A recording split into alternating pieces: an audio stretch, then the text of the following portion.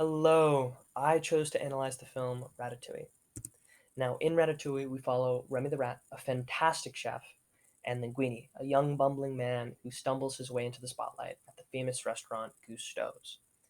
Remy has always had the dream of cooking and of exploring Paris, France, and Linguini has always had the dream of surviving and getting by. Together, Remy acts the part as the masterful chef, and Linguini acts the part of the human that can kind of put up that facade. Together, they bring back pride to the Gusteau name and learn more about their own identities along the way. There are numerous characters in this film, but the main characters are Remy, Linguini, Colette, Ego, Skinner, Emile, Remy's father, and of course there are the other rats and other chefs. Two of the main themes I identified were the effect of socio-cultural influences on perception and identity, and this anyone can cook mentality and other belief systems. However, we can't really discuss any of that without first discussing Remy the Rat. Uh, in my time, I did a deep psychoanalysis of Remy throughout watching the film, and I found a lot of cool psychological accuracies in doing so. First off, Remy has heightened senses of smell and taste, so much so that whenever he does taste something, he can hear music and see color, which is a perfect example of synesthesia. Um, Something that was a little bit more unordinary was Remy's imaginary friend Gusteau. Gusteau in the film is his idol. It's a famous chef that passed away, but Remy kind of manifests, or at least I believe, his conscience into Gusteau. He talks to Gusteau, he has banter with Gusteau, and Gusteau gives him great advice, pushes him in the right direction, kind of reminds him right from wrong, or at least presents that dilemma for Remy. And I thought this was really interesting that he could talk to something that's not there. So much so that I theorized if Remy could possibly be schizophrenic. Now, bear with me.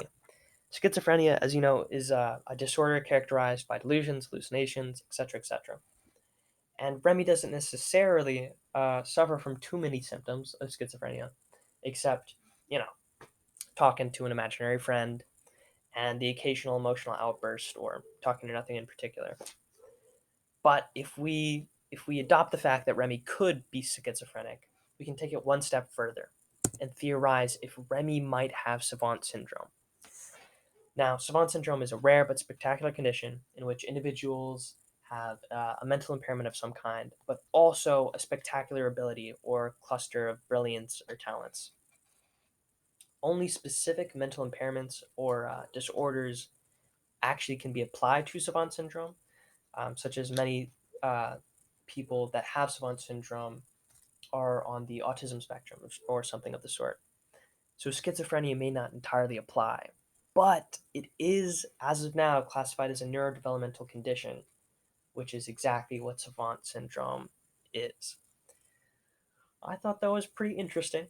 Um, but on another end, other psychological aspects of the film were the sociocultural influences that two of the main characters underwent.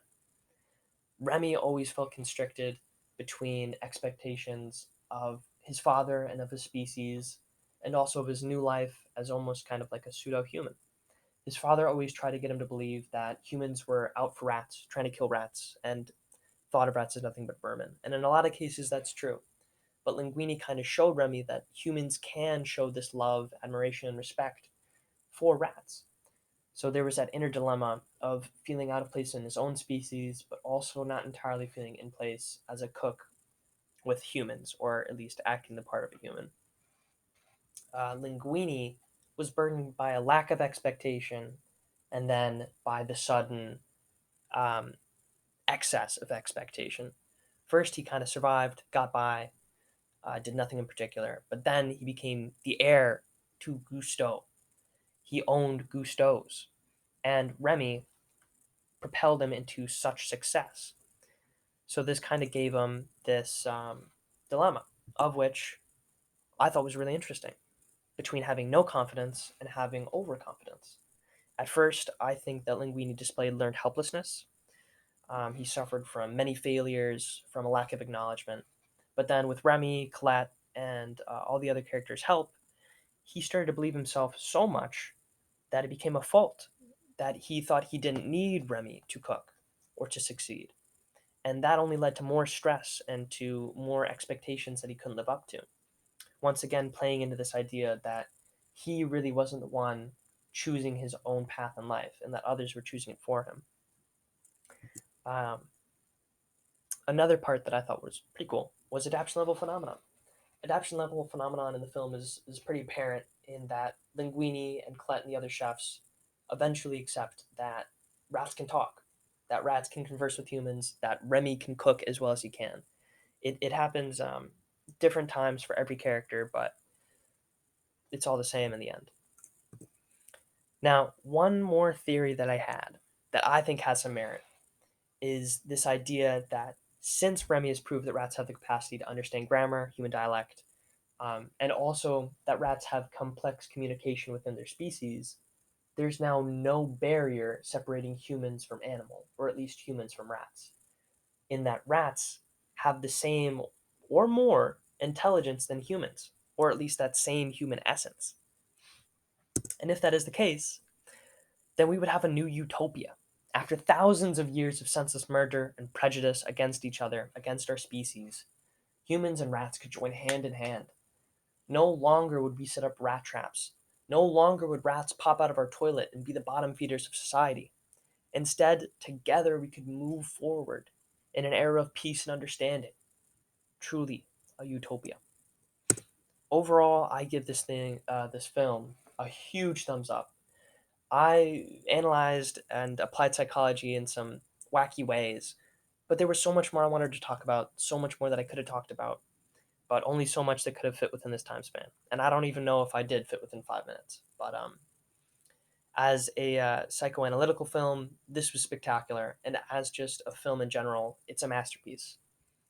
So thank you for listening to my video. Goodbye.